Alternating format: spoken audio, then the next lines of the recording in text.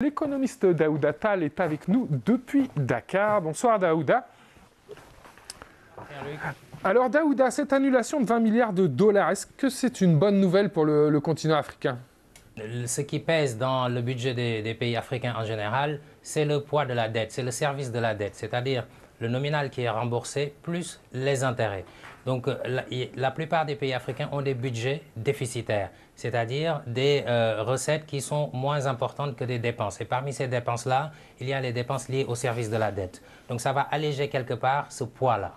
Donc de ce point de vue-là, on peut voir que c'est avantageux. D'accord. Alors qu'est-ce que la Russie a gagné en supprimant ses dettes? C'est pas justement un côté altruiste, on supprime les dettes pour vraiment aider les pays africains? Alors, effectivement, bon, maintenant, il faut savoir une chose, c'est que la Russie a des intérêts en Afrique, bien entendu.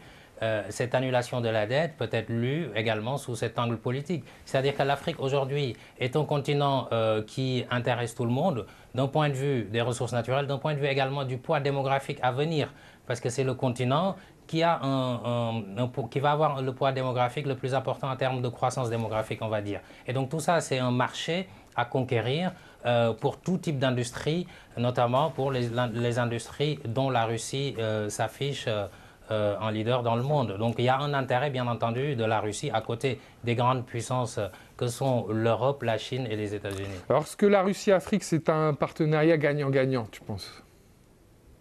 Alors, c'est trop tôt pour le dire, puisque le président russe dit qu'il veut doubler d'ici 5 ans les échanges commerciaux. C'est aux Africains de pouvoir se positionner, de voir ce qui intéresse le continent. C'est l'amélioration des conditions de vie des populations, faire en sorte que les populations africaines dans les pays respectifs puissent améliorer leurs conditions de vie en termes de santé, de sécurité alimentaire, d'éducation, etc. Et donc ça, la réponse, elle va être donnée par les dirigeants africains et c'est leur responsabilité de se positionner selon les intérêts de l'Afrique. Merci à toi Daouda, merci.